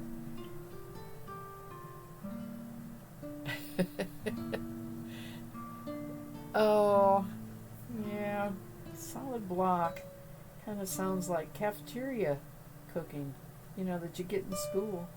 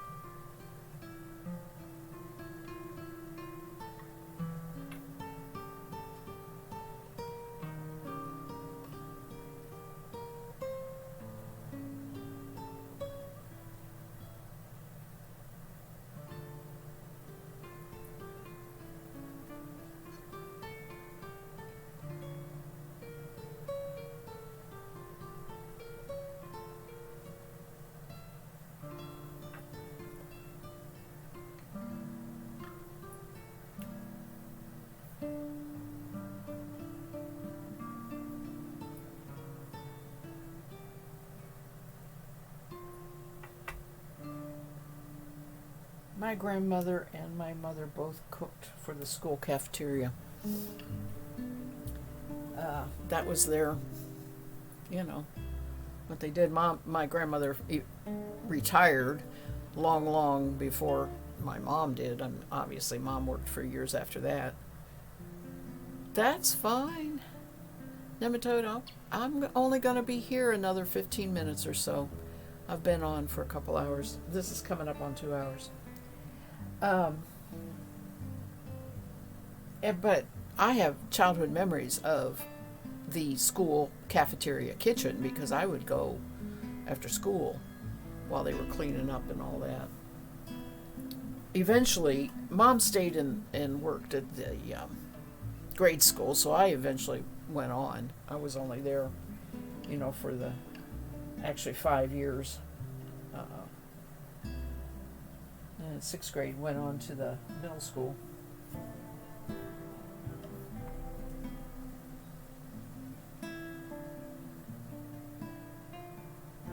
All right, I'm going to go over 4. I wonder if I can do this safely. Over to the 4th one. So,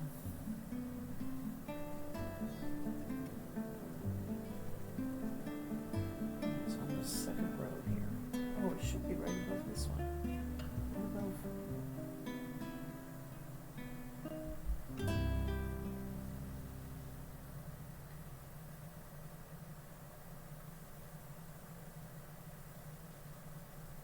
Oh, I see what's going on.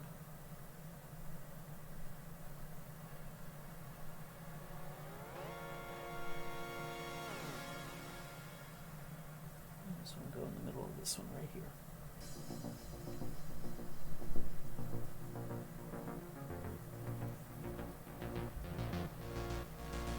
I forgot I already had one row done. I was looking at the wrong row.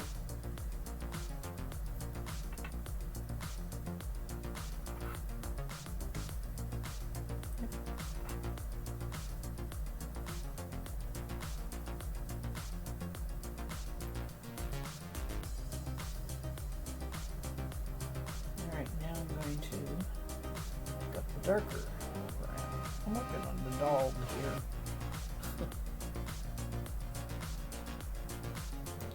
He's all brown and white.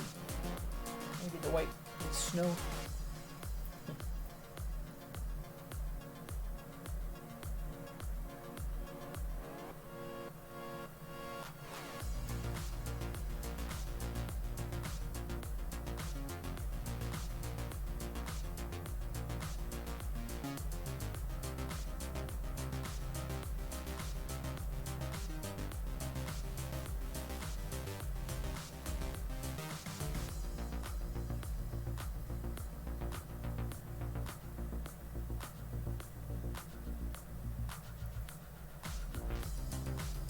Oops. No tangles, please.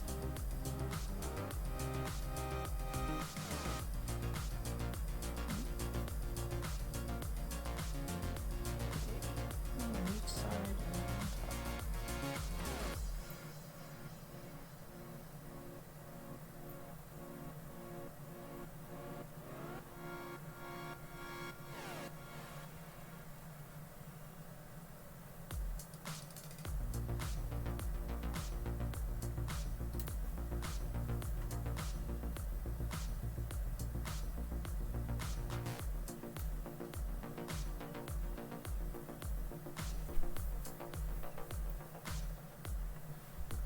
on top. I moved out of camera. Yes. Leaning forward.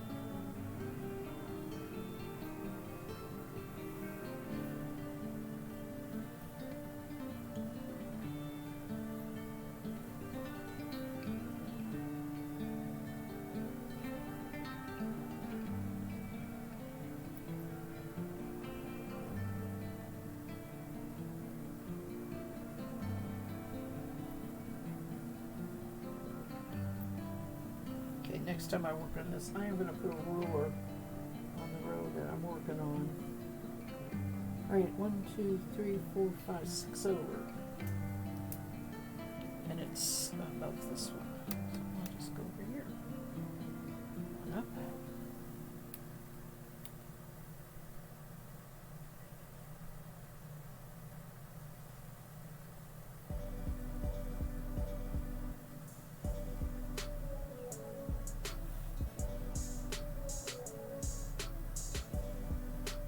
Have a lot of runs on the back of this, but I don't think it's going to matter.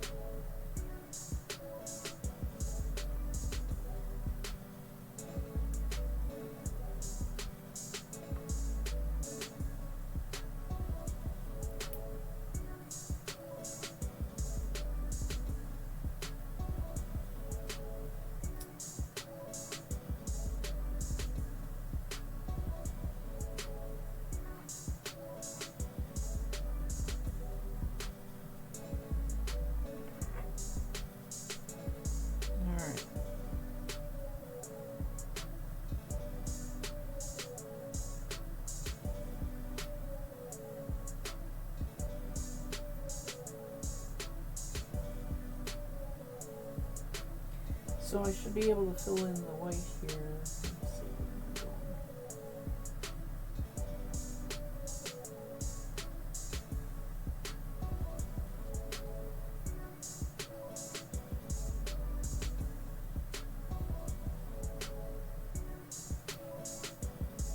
Not directly over.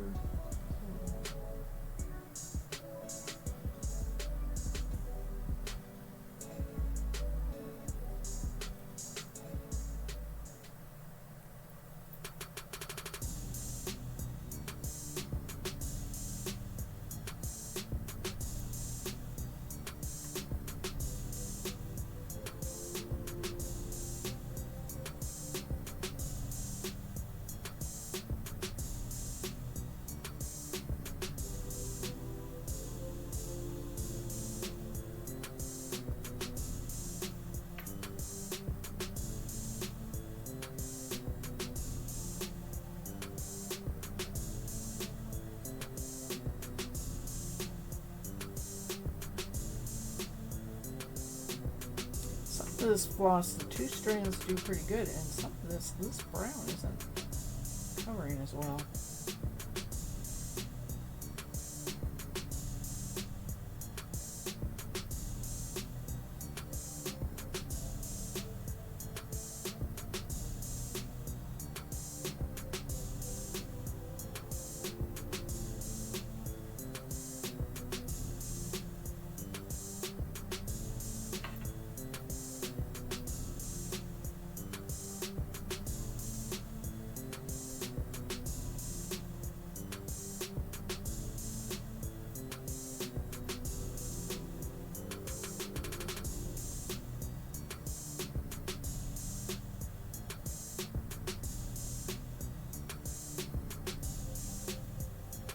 Alright.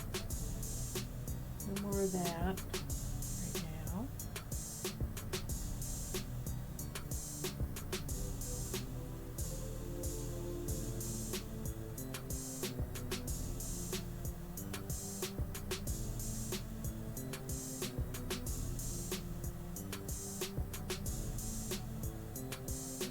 Fill in the white. And then I think I'm going to stop.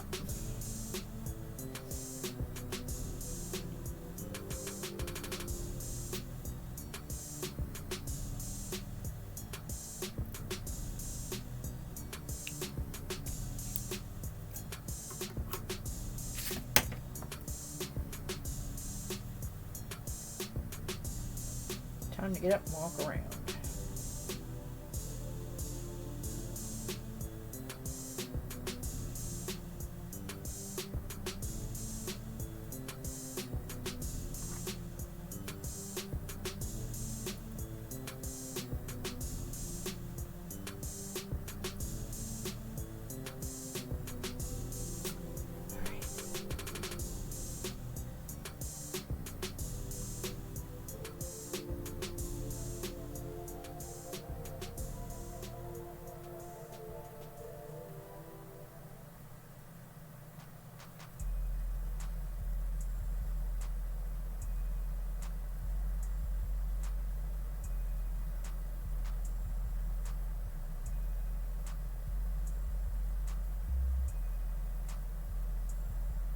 Can't find the right hole to go in.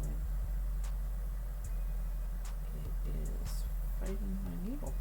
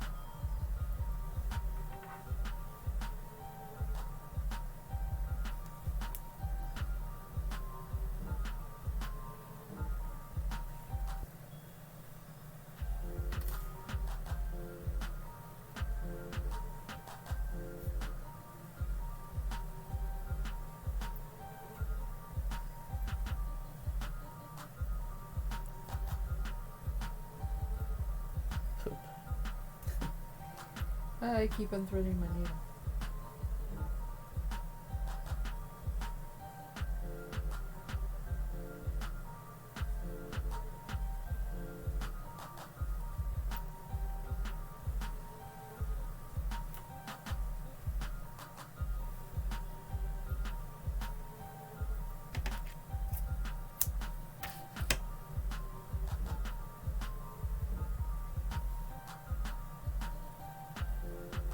So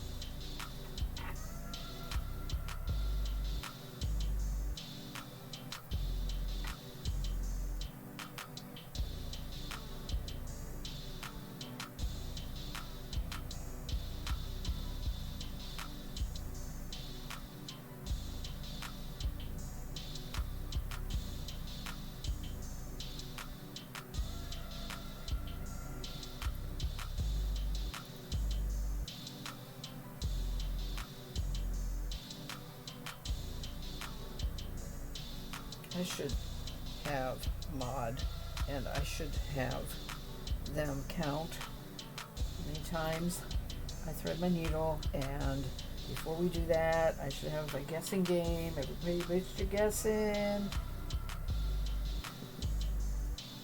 Alright. We're doing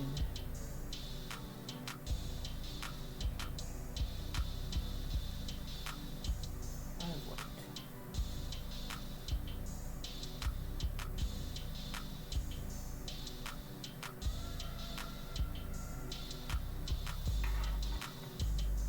I don't have much white left here. I mean, thread.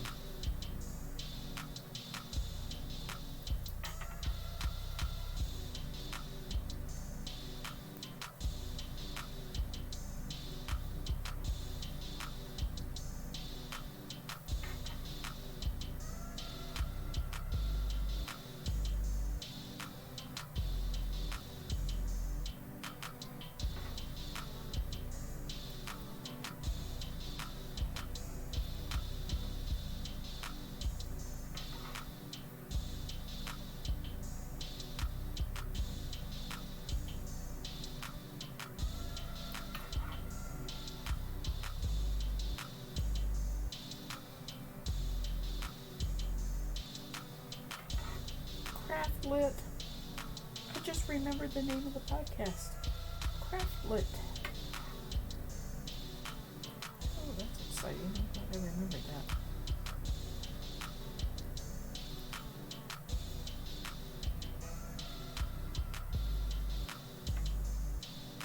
I love how you can give your brain a task and totally ignore and forget, and your brain goes about working on it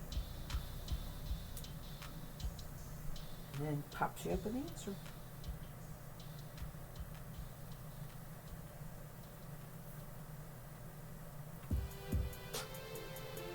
This is hard to stop. Kind of like eating potato chips. I'll just do one more stitch.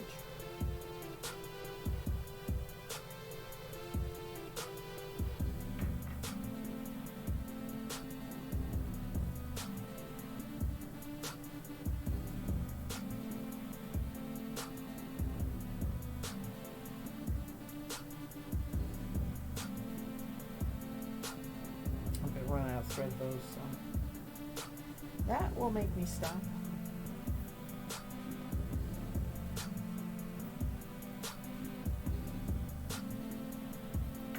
I have an aunt who has done beautiful cross stitch in her lifetime, mostly in her retirement.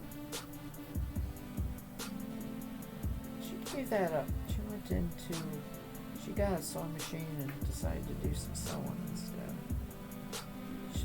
While she was doing it, she really did some pretty stuff.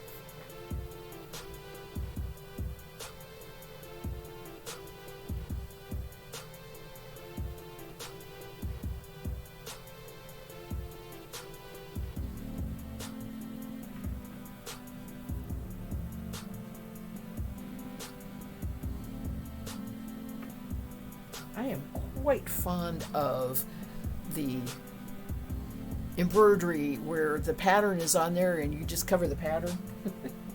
I like that best. Okay.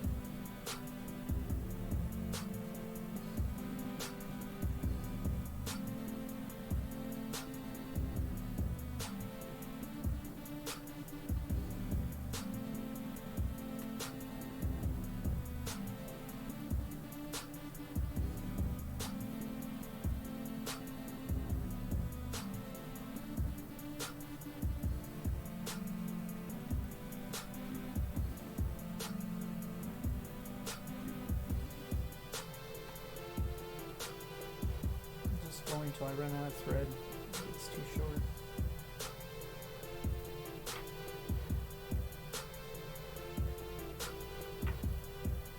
Oops.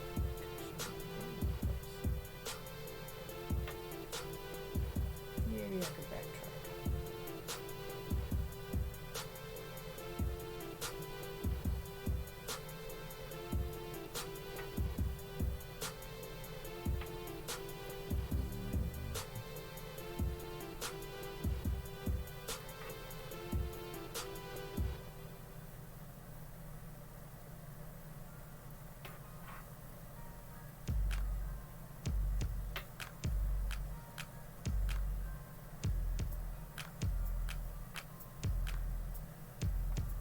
And we can go up 1, 2, 3, 4, 5 more stitches.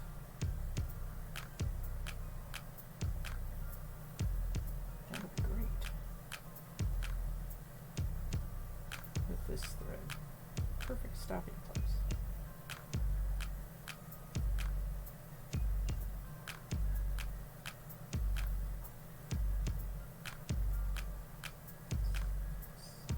There's 6 in all.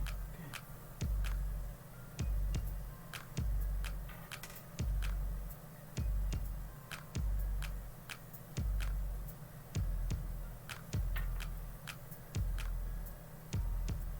Oh, well, duh. It's going to match the silver that I'm following alongside here.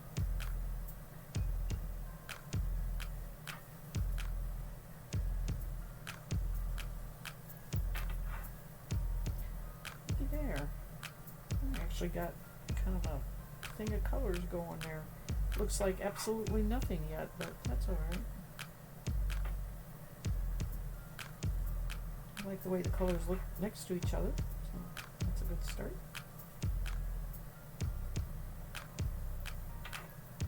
Oh no. Short thread. Threaded itself. This is the last, one more stitch. Always, one more stitch. Goodness.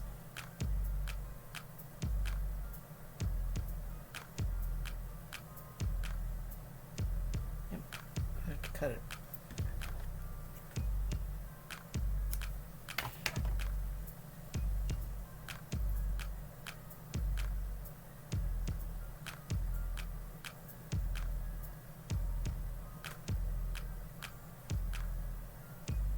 One and a half stitches. Carefully.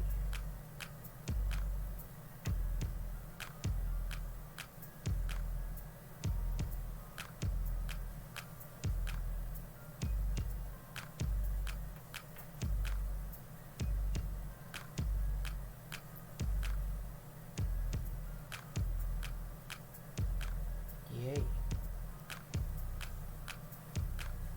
We did it.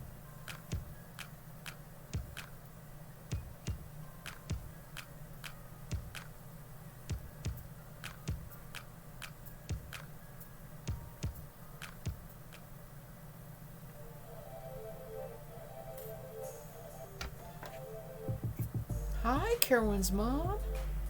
Your timing is not good. I was just getting ready to say goodbye. Okay, so that's a heck of a lot of time for a little bit of stitching, but that's all right. Christmas isn't here yet. And I will work on it again, for sure. But at least you showed up, yes! I appreciate that. It's good to say hello. I've had lots of people come by today. I really, really am happy because sometimes the week mornings are really hard. People just don't have the time. So, what have you been up to? Anything new in your life?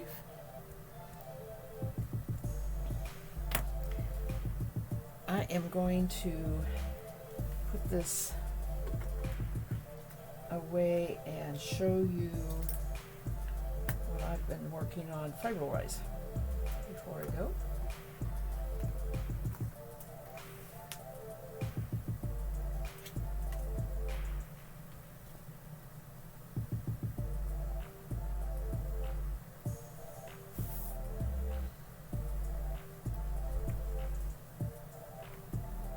I have been making bats with my drum carder. This is Bullwinkle. He was a ram. He is a Rambouillet ram. And it's squash. It's so squishy and soft. You know, when you looked at the fleece, it was gray, brown in areas along the lock or whatever. But when you wash it up of course, gets lighter, gets a different color. You blend it, you get this nice brown. So this is a combination of the gray and the brown on the fleece itself. Somewhere around here I have the original locks stored as reference, but I don't know. I'd have to look them up. So I have 9 of these right now, and I'm a third away through the fiber. He was a big ram. It was a big fleece, and I am hoping to get about 1.5 pounds, or this is 1 ounce. I am hoping to get about 1.5 pounds to 1.75 pounds out of the entire fleece to spin. So that's what I was working on yesterday. I did all 9 of them yesterday. So anyway, I was really happy with that. Did a little bit of combing of a Shetland earlier. If you want to go back and watch the VOD, the video on demand, you can see that. It was dyed with black walnut dye, and it was a real pretty color. This is some of the what's going to go to. This is going to go. This is combed.